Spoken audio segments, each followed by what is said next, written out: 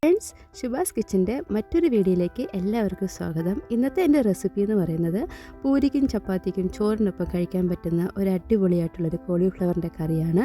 അപ്പോൾ നമുക്ക് നോക്കാം ഞാനിതെങ്ങനെയാണ് ഉണ്ടാക്കിയിരിക്കുന്നത്.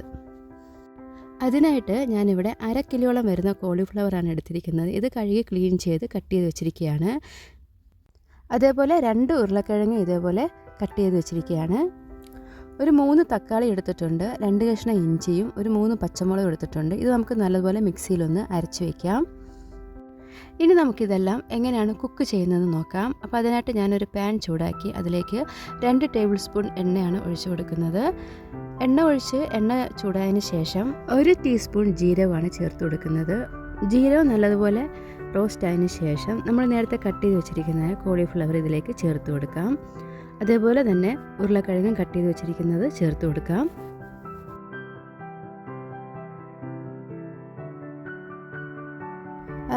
ചെറു തീയിലിട്ട് വേണം നമുക്കിത് നല്ലപോലെ മിക്സ് ചെയ്ത് കൊടുക്കാം. ഏകദേശം നല്ലതുപോലെയൊക്കെ മിക്സ് ആയതിനു ശേഷം നമുക്കിതൊന്ന് 5 മിനിറ്റ് ഒന്ന് അടച്ചു വെച്ചൊന്ന് വേവിക്കാം. 5 മിനിറ്റ് കഴിഞ്ഞതിന് ശേഷം ഞാൻ വീണ്ടും ഇതൊന്ന് ഇളക്കി കൊടുക്കുകയാണ്. ഇനി ഇതിലേക്ക് ഒരു തണ്ട് കറിവേപ്പിലയും ആവശ്യത്തിന് ഉപ്പും കൂടെ ചേർത്ത് ഒന്നും കൂടെ നല്ലതുപോലെ ഒന്ന് മിക്സ് ചെയ്യുകയാണ്.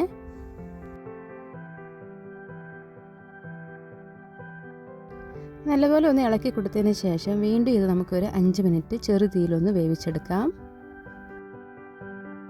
5 മിനിറ്റ് കഴിഞ്ഞ് ഞാൻ അടപ്പുറന്ന് നോക്കുമ്പോൾ നമ്മുടെ കോളിഫ്ലവറും ഉരുളക്കിഴങ്ങും പകുതിയോളം വെന്തിട്ടുണ്ട്. ഇനി നല്ലപോലെ മിക്സ് ചെയ്തതിന് ശേഷം നമുക്ക് വീണ്ടും ഇതൊന്ന് അടച്ചു വയ്ക്കാം. ഇനി ഇതിലേക്കുള്ള മസാലകൾ നമുക്ക് റെഡിയാക്കാം. ആ സമയം കൊണ്ട് നമ്മുടെ കോളിഫ്ലവറൊക്കെ നല്ലപോലെ വെന്തിരിക്കും.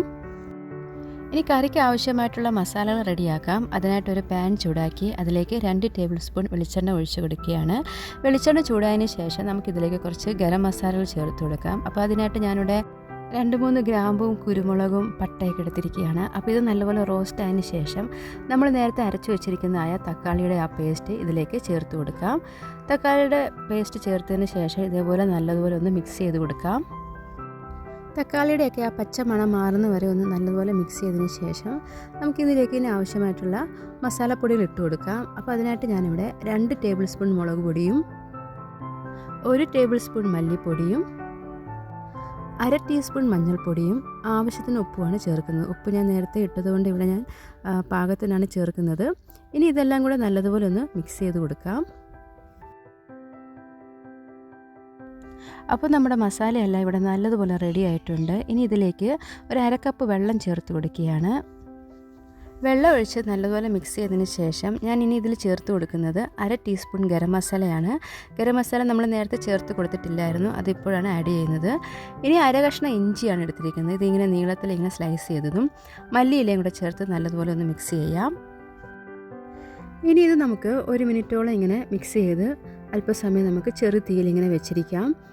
അടച്ചൊന്നും വെക്കണ്ട, ജസ്റ്റ് ഒന്ന് തിളയ്ക്കാൻ വേണ്ടിയാണ്. ഇനി നമുക്ക് നമ്മുടെ കോളിഫ്ലവർ ഒന്ന് അടപ്പുറം നോക്കാം. അപ്പോൾ നമ്മുടെ കോളിഫ്ലവർ ഇവിടെ നല്ലതുപോലെ വെന്തിട്ടുണ്ട്. ഇനി നമ്മൾ നേരത്തെ കൂട്ടി വെച്ച മസാലക്കൂട്ട് ഈ കോളിഫ്ലവറിലേക്ക് നമുക്ക് ഒഴിച്ചു കൊടുക്കാം. ജസ്റ്റ് ഒന്ന് അരപ്പൊന്ന് കഴുകി എടുത്ത ഒരു 1/2 കപ്പ് വെള്ളമാണ് ഒഴിച്ചു കൊടുക്കുന്നത്. ഇനി നമുക്കിത് നല്ലതുപോലെ ഒന്ന് മിക്സ് ചെയ്ത് കൊടുക്കാം. ഏകദേശം നമ്മുടെ എല്ലാം കോളിഫ്ലവറും മസാലക്കൂട്ടും എല്ലാം നല്ലതുപോലെ റെഡി ആയിരിക്കുന്നതുകൊണ്ട് നമുക്കിനി അധികം കുക്ക് ചെയ്യേണ്ട ആവശ്യമില്ല. ഒരു 2 മിനിറ്റോളം നമുക്കിതൊന്ന് അടച്ചു വയ്ക്കാതെ തന്നെ ഇങ്ങനെ മിക്സ് ചെയ്ത് എടുക്കാം. അപ്പോഴത്തേക്കും നമ്മുടെ കറിയെല്ലാം ഇവിടെ റെഡി ആയിട്ടുണ്ട്.